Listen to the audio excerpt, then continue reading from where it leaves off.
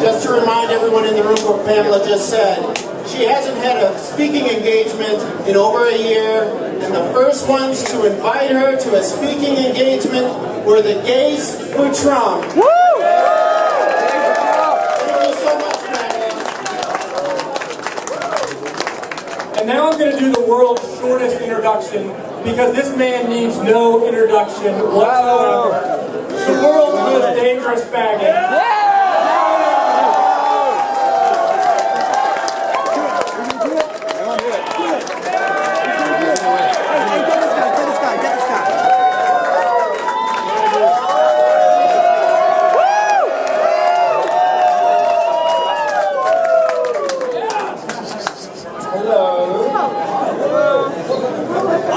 Got banned from Twitter.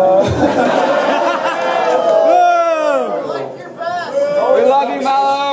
It's both functional and stylish. It's also fucking hot. Yeah. Maybe later. Yeah. If you're black.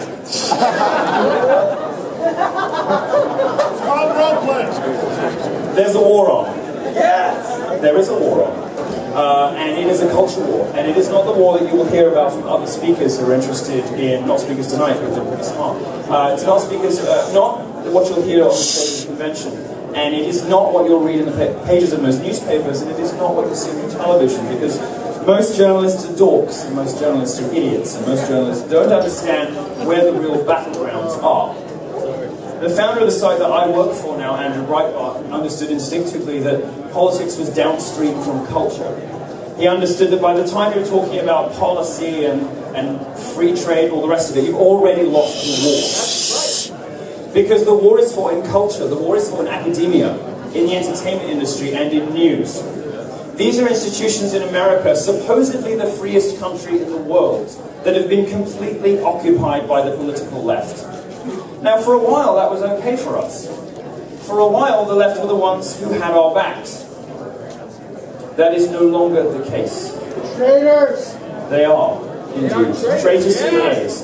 You've heard from Pamela Geller, who can speak with far more authority than I ever could, about the risk from jihad and radical Islam, or let's just say it, Islam. Yeah. Other people will have different views on that in the room, by the way, and that's perfectly respectable. That's perfectly okay. I take a harder line than some people in this room, that's alright. But what I want to talk to you very briefly about is a culture war, and having just got suspended from Twitter, they say permanently for getting in a fight with a black Ghostbuster.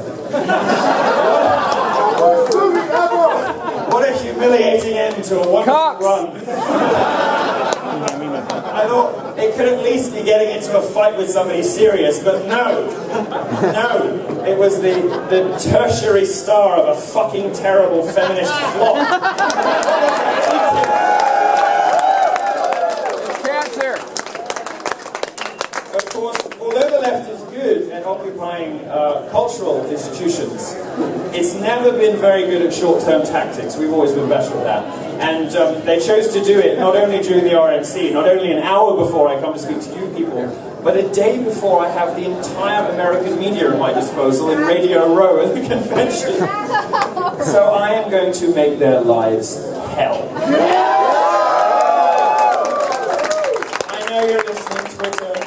I know you're watching Fusion, Vox, BuzzFeed, Mike, Gawker, the New York Times. Fuck a lot of you.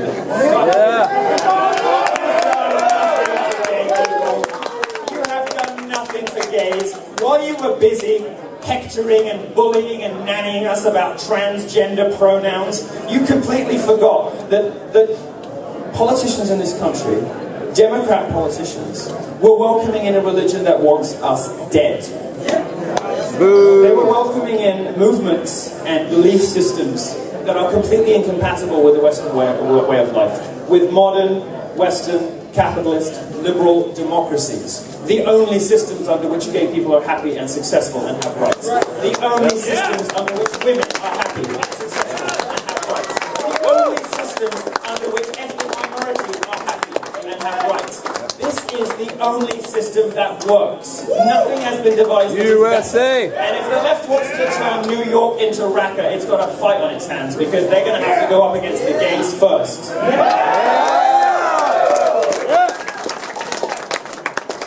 Now the left thinks that it owns academia, the left thinks it owns the media, the left thinks it owns all of these things. Well, it's got a really nasty shock coming. Because I'm not the only person who is dedicated to the destruction of liberal media in this country. I am not the only person who recognizes that after a few decades of good work, these people have now thrown us under the bus. I'm not the only one who recognizes that a Republican candidate, that Donald Trump, is the most pro-gay candidate in American electoral history. Go Trump! Although I'm just a Brit with slightly over-bleached hair, folked out dress sense. We love you, Milo. I have come here to speak to you. I've come here to give you a warning from Europe.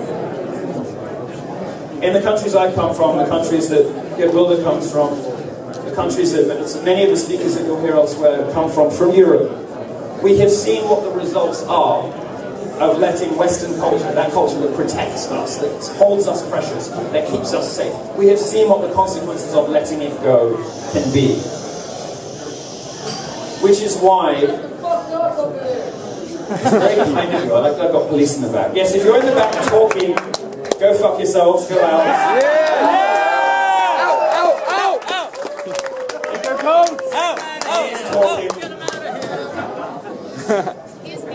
We have seen what the results of those odious decisions are, which is why next week I'm going to Sweden. Yeah! And in Sweden, which has the humiliating distinction of being the rape capital of Europe, thanks, of course, to Islamic immigration, what else? Where Islamic immigration isn't just hurting gays, as it is in Orlando, but it's hurting women more than anything else. And I will be leading a gay pride march through the Muslim ghetto in Stockholm. Yeah!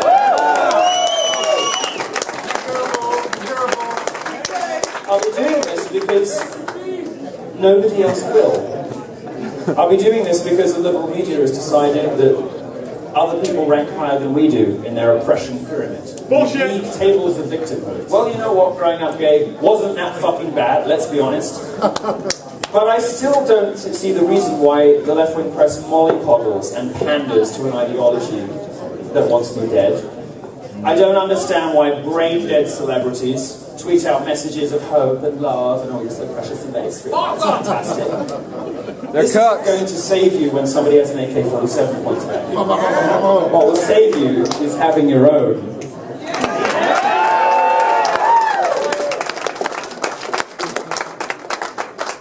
So I'm going to go to Sweden, and I'm going to ride in on a horse. Why wouldn't I? It's a Western country, I can do what I like. I'm going to ride in on a horse. There'll be 20 people behind me in V formation with flags at my face. I'm not a hugely conceited person, as you know, but my producer insisted. And I'm going to give a speech to the people of Sweden. It's going to be sort of Game of Thrones style, you know. It's like Westeros. They call on the House of Yiannopoulos to go and save the Swedish maidens. You know what? Thanks. I like that. You know, I've got the hair already. Maybe I should. Well, I'm not taking dragons. I'm going to take micro pigs, and I'm going to let them loose. Oh, look at you! How could anybody hate you? You're so adorable. Then I'll let them loose. That's what happens. Bring bacon! No, I'm kidding. Maybe. I'm sorry. The reason I'm doing this is that we all in this room, or at least, I mean, as a Catholic, I kind of believe in Christmas, but I try to avoid it in politics. We all, I think if we're over the age of 25 perhaps, bear some responsibility for the bad situation we now find ourselves in, because we believed the left when they lied to us. We believed them when they said they had our back. We believed them when they said that Republicans were racist and sexist and misogynist and homophobic and transphobic. Are they? That was a lie. What they were instead trying to do is control you by calling you names. What they were trying to do is shut down your free speech like they just did with my Twitter account, and they will come for you too. Make no mistake about it. Do not be fooled. You are all next. If you're the wrong group with the wrong beliefs, the left will come for you, and the left includes Silicon Valley. What gay people have to understand, and I'll leave you with this because I don't want to get back to drinking. Gay people bear some responsibility. It was us. It was me. It was this group who gave the left their power. The gay fashion designers, inventors, artists, politicians, going back further in history, warlords. We're on average smarter than straight people, so we're overrepresented. All the categories of national. Sorry about it. But we sort of did this. We gave the left the power that they have. We enabled them. We colonized Hollywood and the media. All of the other places they wanted us to be, and they wanted us to spread these, what have become insane, hateful social justice maxims. But what we have given, we can take away. And it's time for us to take it away. It is time for them to stop taking gay people for granted. This is the hottest party of the Republican National It is the party everybody wanted to get in. It is the party everybody wanted to be at, and why? Because this is the group that is going to take the power back. This is the group that is going to turn around to the left and say, you don't own us anymore. Sorry, honey. The things that you told us, the lies that you told us, we've realized now. And now you're coming for us and telling us that our Grindr profiles are racist.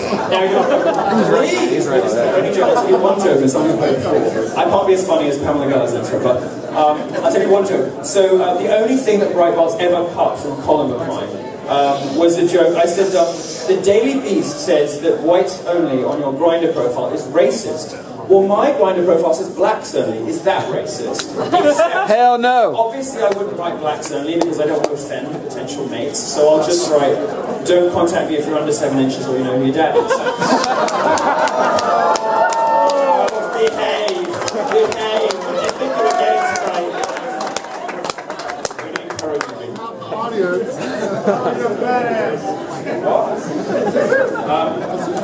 It is time for us to speak with one loud, clear voice and say no more. The left's stranglehold on homosexuals is over. Yep.